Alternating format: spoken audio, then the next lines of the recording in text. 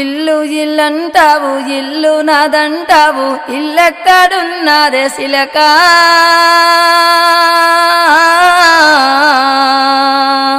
రామశిలక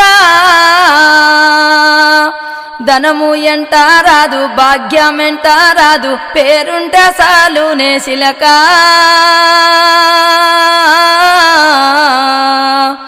రామశిలక కాష్టమే కన తల్లి అగ్నిదేవుడు తండ్రి పగిలేదే కుండానే శిలక